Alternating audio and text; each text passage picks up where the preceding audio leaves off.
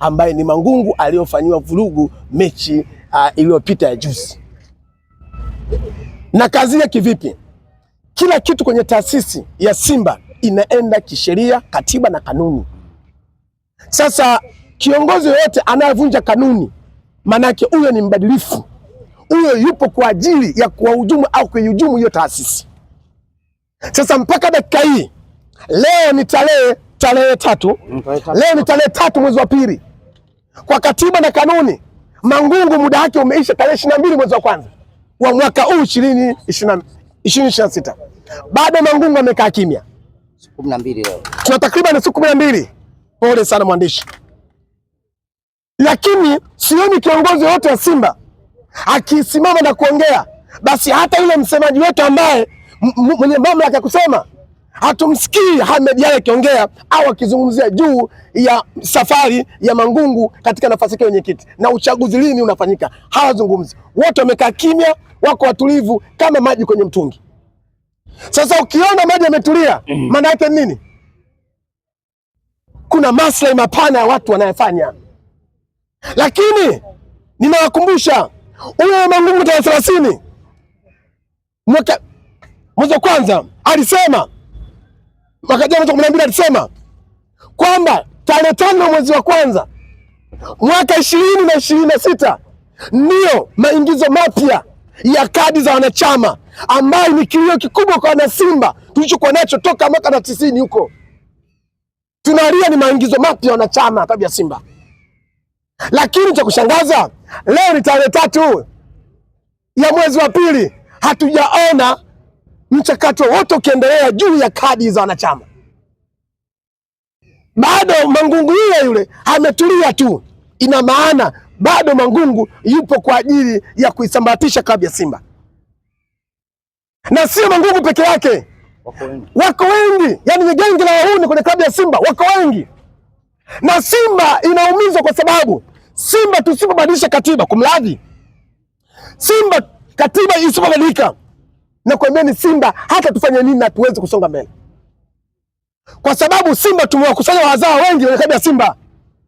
Na katika eneo lolote lile, wazao wakiwa wengi hakuna maendeleo. Hata huku mitaani kwetu, mtaa wote uliofunikwa na wazao, huo mtawi utakuwa na ushirikina, utakuwa na usengenyaji, utakuwa na yani na uzao tu, hakuna maendeleo. Na ndio maana hiyo engo ndugu zetu, kumradhi, Young Africa waliona hilo, wakasema hapana, tuna kila sababu ya kubadilisha hii katiba. Hii katiba itaenda kutuangamiza. Wenzetu wamewini, sisi tunachelewa nini? Maamuzi yote yana mtu mmoja basi. Ili tuweze kufanikiwa, lazima maamuzi, kama mwekezaji anasema, lazima maamuzi yawe mtu mmoja. Simba tunashindwa kufanya usajili kwa chukua wachezaji ambao wenye quality kubwa kwa sababu hakuna mtu mwenye maamuzi mmoja. Mwingiliano uko mwingi. Simba kuna uongozi wa upigaji mwingi. Ukienda kwa huyu anapiga zake, kwa huyu anapiga zake, mpaka amfikia tajiri Mo ashapigwa sana. Na ndio maana Mo kila siku anashtuka, anambia nina wadai na zangu nyingi sana.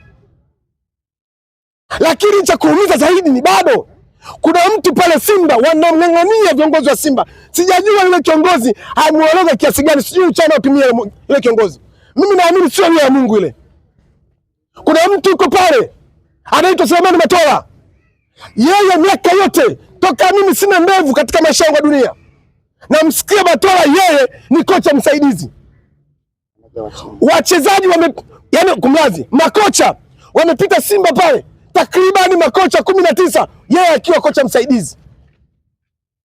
Sasa hivi klabu ipi duniani tushakuona tunakuwa na kocha msaidizi mzawa? Huyu mzawa anatusaidia nini?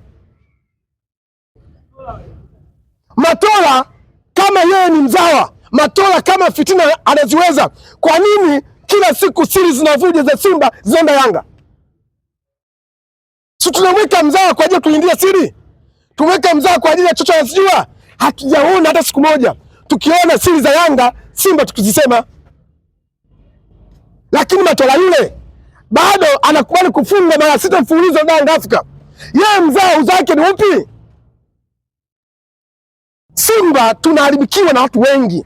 Simba kuna genge kubwa lipo kwa ajili ya kuisambaratisha Simba, na mimi nikiwa mtetezi Mimi nikiwa mtetezi wa Watanzania, mtetezi wa Simba Sports Club, mashabiki wote wa Simba, mimi nipo kwa ajili yenu. Ninasema sitaweza kukaa kimya nikiona uongozi mbaya, uongozi wa hovyo unaoonekana kabla ya Simba alafu nikayanyamazia. Viongozi wangu wamezungumza hapa, yote walizungumza juu ya mkutano, mimi yote nilishapewa taarifa, hata mimi pia simu nilipigiwa, ila mimi nikataa kwenda. Mungu utanipa maono sababu mimi naitwa malaika.